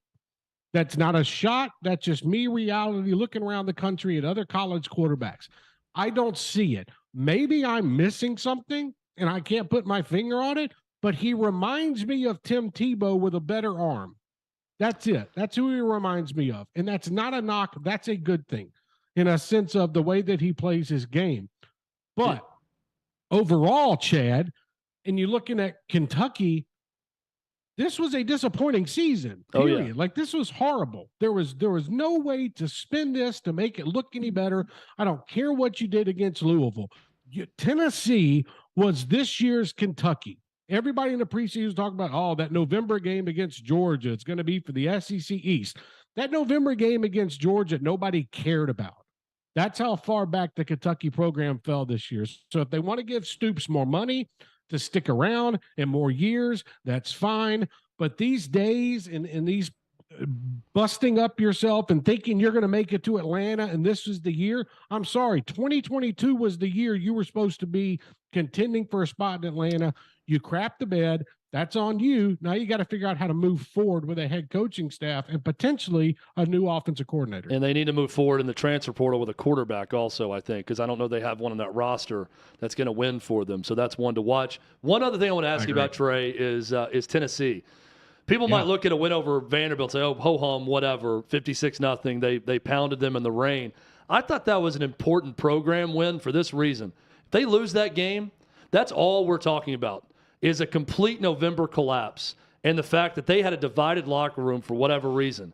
And instead, I don't know what all happened with Jeremy Banks and Hendon Hooker and in that locker room, but they came out and did not look like a divided football team in that game. They responded, and you could tell with Josh Heupel's post-game remarks, he didn't appreciate what Kirk Herbstreit had to say. He didn't appreciate what other analysts had to say and really thought that was a referendum on the culture of his program in that game. And Tennessee answered the bell in that one. And a defense that gave up 63 the week before pitched a shutout the following week. It is not our business why a player does not make a trip. You know, we can want it. We can want that information. I'm talking about Jeremy Banks in South Carolina. Like, it's really none of our business. Like, if he says that, hey, look, he's not available this week, that's fine. He didn't have a broken arm. He didn't have the flu. He didn't have an elbow injury like something. He didn't make the trip. There was a couple instances during the week that the coaching staff felt like, you know what, Jeremy, we're going to hold you back off this trip.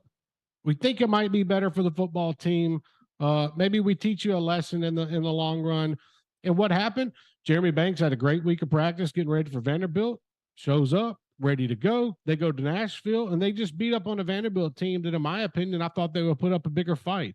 This was a very, very big game when it came to culture for Tennessee, like you brought up, because what did we hear since that South Carolina loss? It was all about, well, man, there was a fight in the locker room and the defense. Some of the stupidest things I've heard. The defense tanked the game against South Carolina because they were mad at the offense. Like, what kind of dumbassery is that you would think that they would actually take a game where they had a playoff chance? Like, some of the stuff that came out. So you know what, Josh Heupel came out after to be fair, to Kirk Herbstreit and others, like I get why Josh Heupel's mad about that thing being talked about by the biggest voice in college football, and he's talking about Vandy winning that game. But I watch that game and think something's up. I don't think that they just tanked it, but I mean, there was clearly something that happened with Jeremy Banks and them playing that poorly. So I think to respond shows it wasn't as big of a flare-up as maybe we thought, but something clearly happened. And I think the fact that they had that level of pride is a good sign to bounce back that way.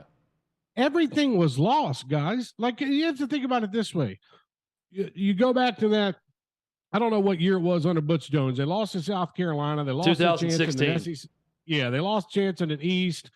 They go to Vanderbilt. They laid an egg, lost a chance at the Sugar Bowl. Tennessee lost at South Carolina. They go on the road to Vanderbilt with only a New Year's Six game to play for in a 10-win season, and they come out and they run all over Vanderbilt. I thought Joe Milton did, a decent job passing the football and running the offense. It's hard to do when it's raining like that, not making excuses.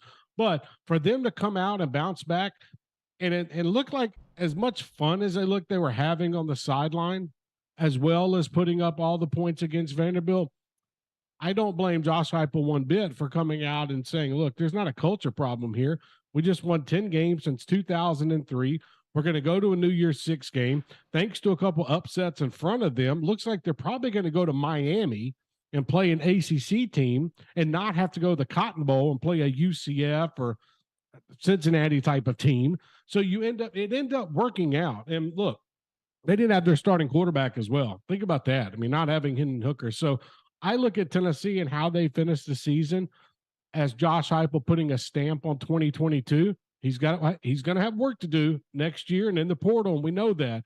But I think that was a very, very big win for Tennessee, setting up what they're trying to do in 23. Trey Wallace, OutKick.com, OutKick SEC columnist.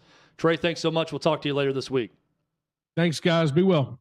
Absolutely. Trey Wallace, at Trey Wallace _ on Twitter. Lamar Jackson is big mad, and we will discuss and read you most of his tweet when we come back. This is OutKick 360. Chris was a funny guy, and not like a clown, like make you laugh funny. He's just a genuinely funny guy. But I got to the team, and they were already deployed. Team 3 was deployed to Fallujah, and I got there and had a lot of time on my hands. So I went to free fall school and sniper school, and next thing you know, the team comes back, and I find out I'm in Chris's platoon. He had made a name for himself in Ramadi as a shooter, and at that point, he was just a white kid from Texas, so they called him Tex. But as a new guy sniper, Chris was really developing his reputation as the man. And if you've ever worked on a team with somebody who knows everything, like Chris was that guy. When it came to sniping, if it came time to do like diving, Chris wasn't there. He didn't like to dive and go underwater and do that whole C component of SEAL. But when it came to sniping, that was his thing. And his ability to teach people, like he would hold you to a very, very high standard. But at the end of the day, like he was there to teach you. And for a SEAL sniper, knowing that we were going to Ramadi at the 11th hour, that was huge, because he could have been that guy that was like, I really don't care. You're a new guy, just pick up brass and shut up. Or it's like, hey, when you're inside a sniper hide, this is how you got to set up so you don't get shot in the face. Thank you. I appreciate that. And his ability to teach young SEALs made us much, much more effective, because when we got to Ramadi, a lot of snipers were new guy SEALs. Myself, Johnny Kim, the astronaut now, we were stepping up into those roles, and we had to be combat effective. And it wasn't for Chris, the dude who knew everything, and his ability to teach with some humor, we wouldn't have been as effective as we were. For example, like Chris' story is his humor. I discuss this in my book. We were out in the desert training. We're doing our land warfare block, and there's a little bit of like team building exercises that go on late in the evening, where if you're a new SEAL hanging out with a bunch of older operators and you don't see any of your new guy buddies around, you're probably in danger. So that exact moment happened. I was out in the desert, and the guys were having a couple cocktails. Look around, none of my fellow new guys were there. And then next thing you know, it's like a tsunami. You get jumped, taped up, and I wake up like a mummy, completely taped up. Like literally all my nose and my mouth were open. I was completely taped up and, strapped on a gurney and taken over in my rack and all that stuff, and left for, I thought, until I blossomed as a butterfly.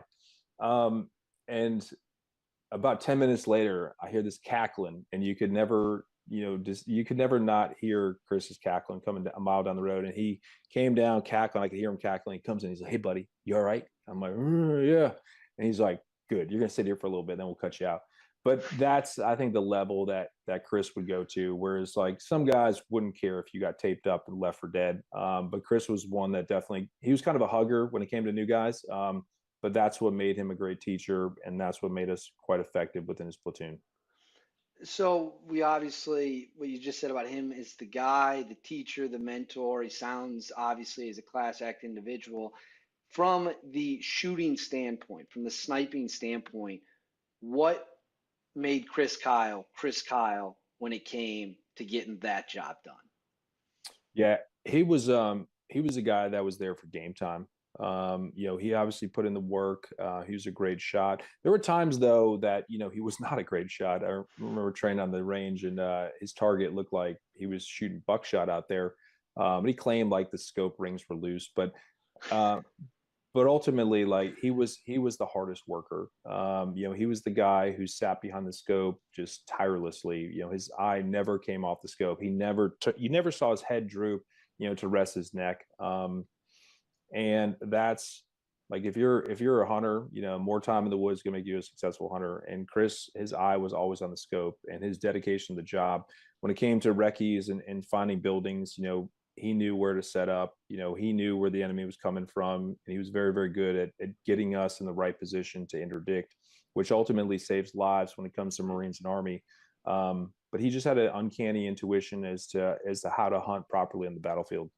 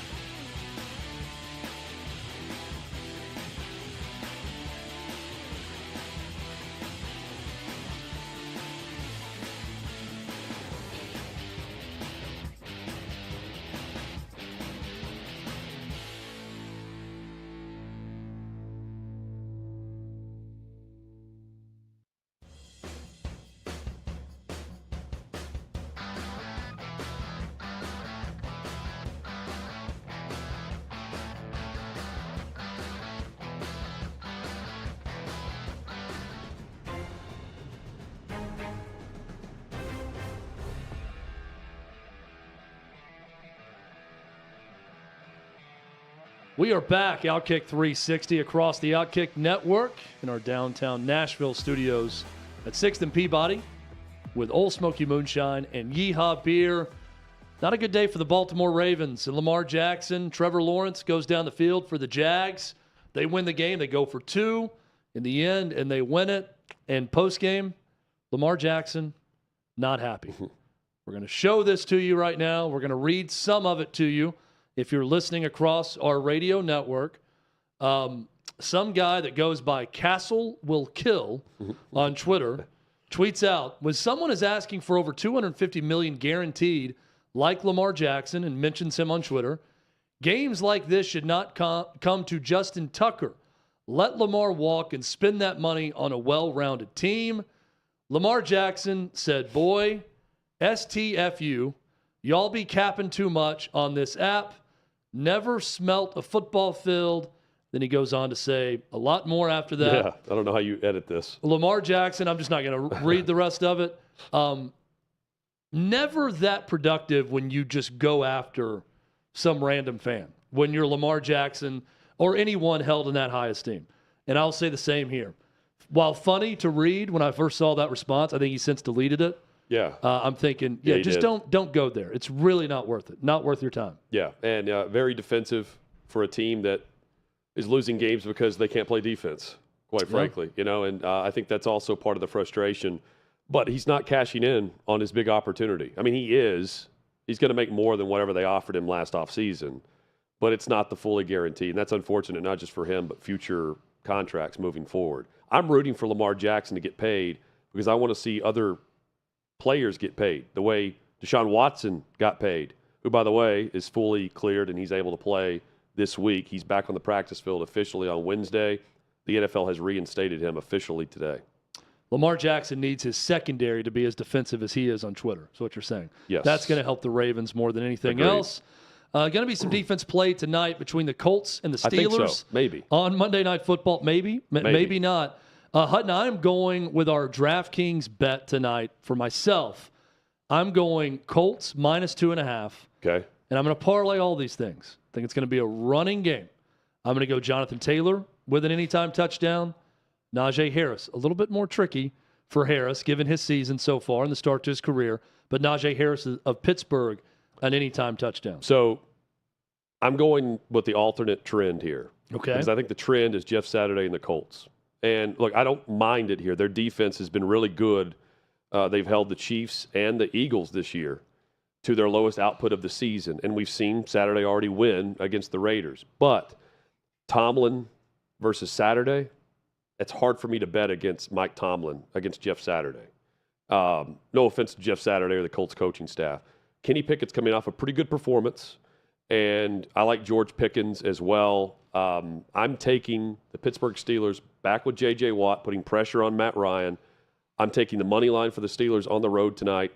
And I'm taking the over 3.5 catches for George Pickens. I'm parlaying that, trying to win some money after losing one of 2 games out of my outright upset picks, the Titans falling to the Bengals, although the Panthers did win. I'm trying to make that back tonight with the Steelers winning on the road against just a very bad Colts team overall. Panthers definitely came through for you. And for Indianapolis, never bet against Jeff Saturday. Bill Cowher learned that the hard way.